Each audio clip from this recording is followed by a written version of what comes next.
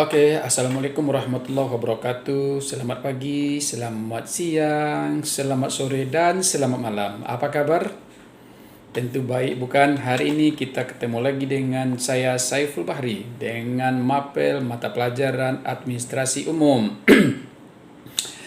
Baik, anak-anak semuanya, minggu kemarin kita sudah menyampaikan materi tentang analisis jabatan. Hari ini kita akan melanjutkan tentang materi kita yang baru, yaitunya identifikasi jabatan. Untuk lebih jelasnya, mari kita ikuti presentasi saya berikut ini. Anak-anak sekalian, kita sudah melihat menganalisis persyaratan personil administrasi. Kita mulai dari yang pertama. Nah, pengertian personil administrasi kantor. Ini ada 4 pengertian ya. Yang pertama menurut Kamus Besar Bahasa Indonesia. Kemudian pengertian sesuai dengan pegawai swasta. Pengertian sebagai pegawai negeri dan pengertian sebagai pegawai tetap. Nah, kita lihat dari menurut Kamus Besar Bahasa Indonesia. Yang dimaksud dengan personil kantor adalah pegawai, anak buah, awak. Nah, mungkin anak sekalian baru mendengar ya, awak. Ada juga ya pengertian personil itu awak. Ada, contohnya awak pesawat, berarti itu adalah personil pesawat. Berikutnya pengertian personil kantor itu juga termasuk pegawai swasta. Pegawai yang bekerja pada perusahaan swasta atau di luar instansi pemerintah. Mereka digaji oleh perusahaan swasta itu sendiri. Nah, itu namanya pegawai swasta.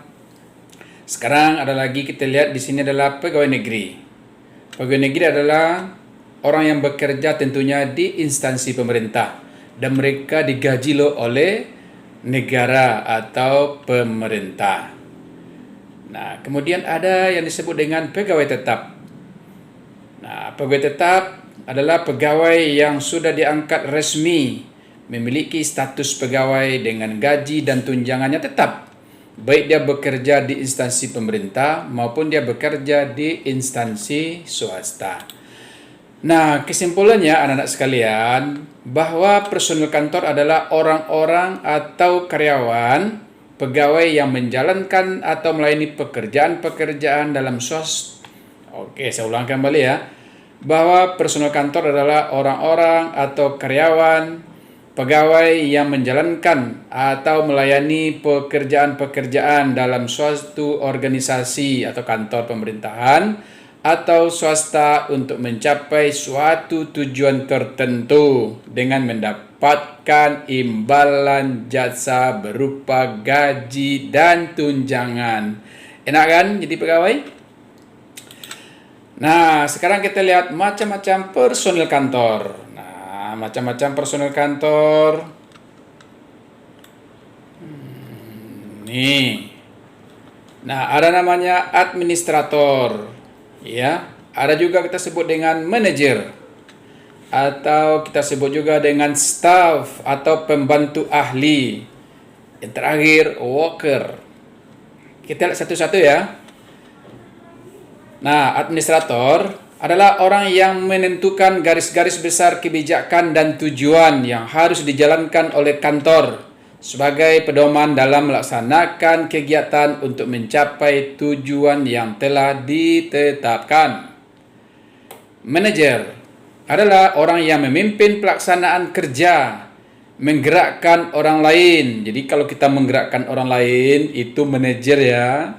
Siapa itu yang suka mau menjadi manajer? Yang suka menggerakkan orang lain?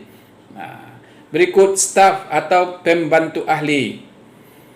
Adalah para tenaga ahli yang karena kecakapan dan kemampuan dalam bidangnya bertugas membantu administrator dan manajer dalam melaksanakan pekerjaan-pekerjaan kantor.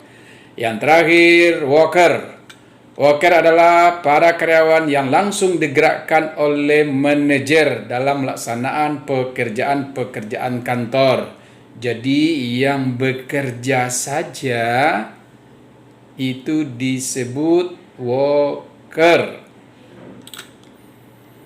Nah, sekarang kita lihat tugas dan tanggung jawab dari personil kantor. Nah, yang pertama, kepala kantor atau pimpinan kantor atau direktur kantor. Dia bertugas memantau dan bertanggung jawab terhadap kelancaran aktivitas kantor secara keseluruhan. Yang kedua, administrasi bertugas mengelola urusan rumah tangga kantor dan bertanggung jawab mencatat dan menyimpan semua dokumen atau warkat atau surat, baik itu surat masuk ataupun surat keluar. Ketiga, bagian keuangan atau kasir yang bertanggung jawab terhadap pengelolaan keuangan, mengatur arus kas atau cash flow, baik itu kas masuk ataupun kas keluar. Keempat, sekretaris yang bertanggung jawab membuat agenda dan jadwal kegiatan kerja pimpinan, juga untuk karyawan di bidang lainnya, serta membuat surat keluar atau baik surat masuk ataupun surat keluar. Yang kelima, penerima tamu. Penerima tamu bertanggung jawab atas pelayanan terhadap tamu atau orang-orang yang mempunyai kepentingan terhadap kantor. Nah, sekarang perangkat kerja personel kantor.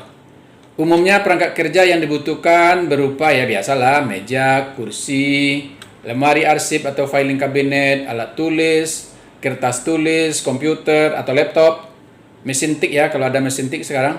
Sekarang sekira nggak ada lagi mesin tik, pesawat telepon dan lain-lain sebagainya. Perangkat kerja yang dibutuhkan dalam membantu proses tugas-tugas administrasi adalah komputer. Oke anak-anak sekalian, itulah yang dapat saya sampaikan pada video kali ini. Semoga Anda dapat memahaminya dan dapat mempraktikkannya dalam kehidupan sehari-hari. Selamat pagi, selamat siang, selamat malam, dan selamat sore. Oke, jangan lupa subscribe and like. Terima kasih.